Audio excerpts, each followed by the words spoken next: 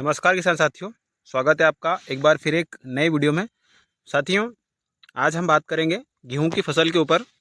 तो साथियों, सभी किसान साथियों ने बहुत अच्छी वैरायटी का चयन भी किया है और बुआई भी अच्छे तरीके से की है। बहुत सारे किसान साथियों ने बहुत अच्छे बेसल डोज में एनपीके का सही तरीके से इस्तेमाल भी किया हुआ है और लगभग सबके यहाँ पर जर्मिनेशन के बाद में अभी जो फसल है लगभग किसी किसान के यहाँ पर 20 से 25 दिन की, किसी किसान के यहाँ 30 दिन की हो चुकी है।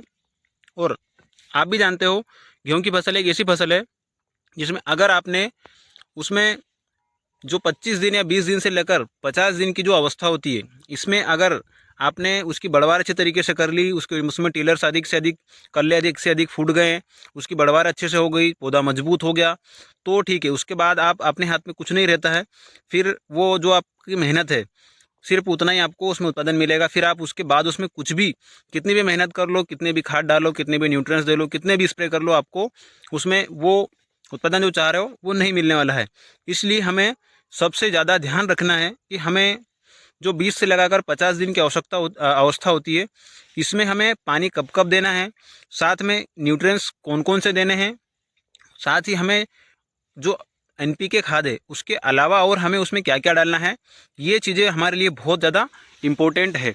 तो आज की इस वीडियो में मैं आपको पूरा डिटेल में बताने वाला हूँ कि आपको पानी कब देना है, पहले पानी में आपको क्या डालना है, दूसरे पानी में आपको को क्या साथ में मिलाना है, तीसरे पानी में अपने को क्या देना है।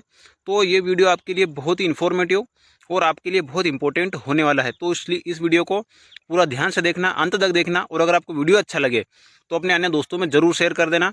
तो अपन करते हैं वीडियो की शुरुआत बिना किसी देरी के। नमस्कार, मैं उपेंद्र पटेल और आप देख रहे हैं आपका अपना YouTube channel agri life changer. तो साथियों, बहुत सारे किसान साथी बेसल में अच्छे तरीके से आप ये मान के चलो ओवरडोज कर लेते हैं कि मैंने इतना इसमें यूरिया दिया था, इतना डीएपी डाला है, इतना फास्फोरस दिया है, इतना पोटास दिया है। तो उनको ये लगता है कि अगर ये बेसल में हमने जो डाल दिया है इसके बाद हमें इसमें कुछ भी देने की आवश्यकता नहीं पड़ेगी। तो साथियों, ये मानसिकता सही नहीं है, क्योंकि अगर हमने बेसल में जो भी दिया भी है उसके बाद भी अपने गेहूं की फसल पर समय समय पर उसको बहुत सारे न्यूट्रिएंट्स की आवश्यकता पड़ती है। जैसे कि अगर अपन एक उदाहरण ले, यूरिया हुआ, नाइट्रोजन, तो अपन ने शुरुआत में सिर्फ एक ही बोरी डाला है या 25 से 50 किलो की भी दिया हुआ है यूरिया नाइट्रोजन, जबकि गेहूं के पूरे जीवन काल में उसको ज़रूरत पड़ती है सिर्फ नाइट्रोजन की ही 50 से लेकर 70 केजी। मतलब पूरे जीवन काल में यूरिया देना अगर है तो हमें 2 से लगाकर 3 बोरी यूरिया देना पड़ेगा, और हमने एक ही बोरी दी है। ऐसे ही फास्फोरस का भी है, अपना पोटास का भी है, और माइक्रो न्यूट्रिएंट, और उसके साथ में मैक्रो न्यूट्रिएंट मतलब मुख्य पोषक तत्वों के साथ में जो सहायक पोषक तत्व हैं उनकी भी आवश्यकता गेहूं की फसल में पड़ती है। तो हमें आज की इस वीडियो में यही जानना है कि हमें कब क्या क्या देना है, क्योंकि बहुत सारे किसान साथियों के मन में ये शंका रहती है कि हमने इसमें बेसल में तो हमने अच्छे खाद दे दिए हैं, तो अब हमें इसमें देने की आवश्यकता नहीं है। लेकिन ये मानसिकता गलत है।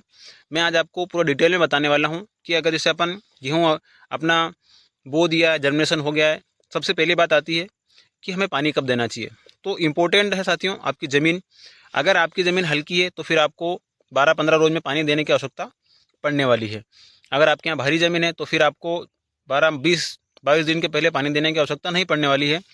तो हमें पहले पानी में क्या डालना है, दूसरे पानी में क्या डालना है, तीसरे पानी में क्या डालना है, मतलब कि 50 दिन से पहले पहले हमें इसमें क्या क्या डाल सकते हैं और कब कब डालना है, ये पूरी जानकारी। सबसे पहले बात करते हैं पहले पानी की। तो साथियों, पहले पानी में हमें क्या डालना है, अगर आपने बेसल में सब कुछ दिया हुआ है फिर भी, या नहीं दिया हुआ है फिर भी, तो पहले पानी में हमें देना है 1 बोरी यूरिया लेनी है।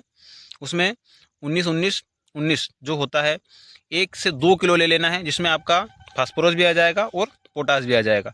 तो ये आपका यहाँ पर लगभग लगभग पैसा भी बच जाएगा, और आपकी जो फसल की रिक्वायरमेंट है, जो आपकी फसल पर डिफिशियंसी है, कहीं ना कहीं वो भी आपकी पूरी हो जाएगी। तो इन 2 चीज़ों का आपको अवश्य ध्यान रखना है। अब इसमें अपने को क्या मिलाना है साथियों, तो जो पहला पानी है इसमें हमें जिंक, सल्फर और मैग्नीशियम, मैंगनीज ये नहीं डालना है। सिर्फ 3 चीज़ें डालनी है, यूरिया 19-19 और साथ में सागरिका 10 किलो प्रति एकड़ के हिसाब से अपने को लेना है। और ये पूरा डोज में सिर्फ एक ही एकड़ का बता रहा हूँ, हेक्टेयर या बीघा का नहीं है। इसमें अगर आप ये चीज़ें और अपने को मिक्स कर लेनी है। अब बात आती है कि हमें डालना कब है। तो इसमें भी आपको सबसे इम्पोर्टेंट चीज़ ध्यान जरूर रखनी है कि पहले हमें अपने खेत पर पानी चलाना है। जैसे पहला पानी आप 15 रोज में दे दिए हो या 25 रोज में दे रहे हो, पहले पानी चला देना है। उसके बाद अच्छे तरीके से अपने खेत पर नमी कम हो जाए, मतलब अपने पैर दबे नहीं, ज़्यादा कीचड़ नहीं रहे, उस स्थिति में आए जैसे ही, तब अपने को ये अपने खेत पर डाल देना है।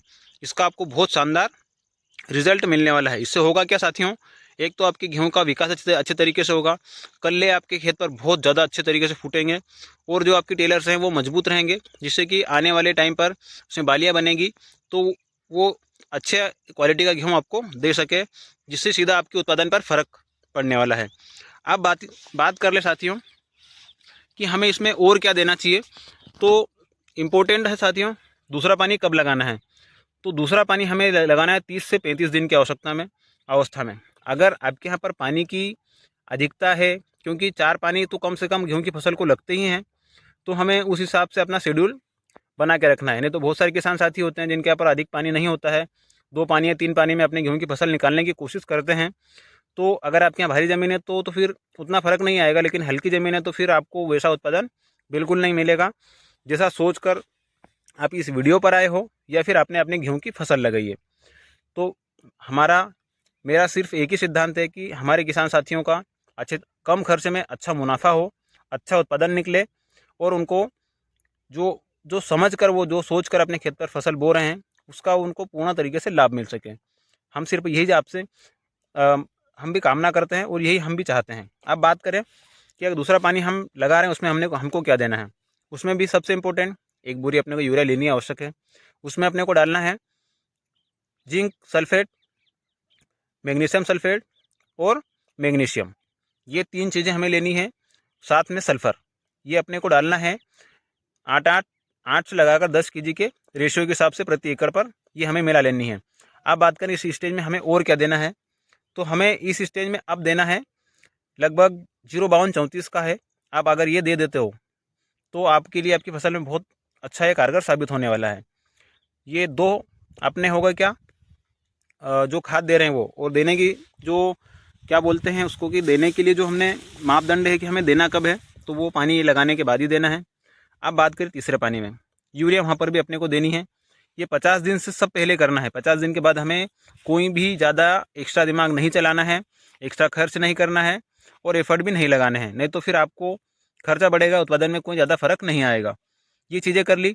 अब बात करें कि हमें इसमें तीसरे पानी में, तो तीसरे पानी में हमें लेना है यूरिया 05234, और हो सके तो 5 से 7 किलो सागरिका ले लेना। तो आपका बहुत अच्छे तरीके से आपकी गेहूं की फसल अच्छी भी रहेगी, स्वस्थ रहेगी, और आपको बहुत अच्छा उत्पादन मिलेगा, जो आपने सोच कर बोया है कि हमें 30 से 35 कुंटल प्रति एकड़ से उत्पादन मिल सके। तो ये आपके लिए बहुत ही शानदार रहने वाला है। आप बात करें साथियों कि इसके अलावा और हम क्या कर सकते हैं।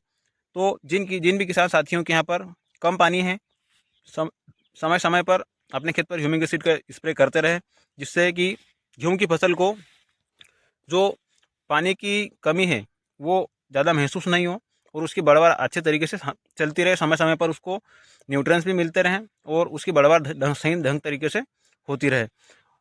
सबसे इम्पोर्टेंट साथियों, इस वीडियो में मैं आपको बीच में बता रहा हूँ कि मैंने एक वीडियो बनाया है जिसमें आप ह्यूमिक एसिड का उस तरीके से अगर इस्तेमाल करते हो तो आपको उसका 10 गुना फ़ायदा मिलने वाला है। तो नीचे डिस्क्रिप्शन में है, आप वहाँ से जाकर देख लेना।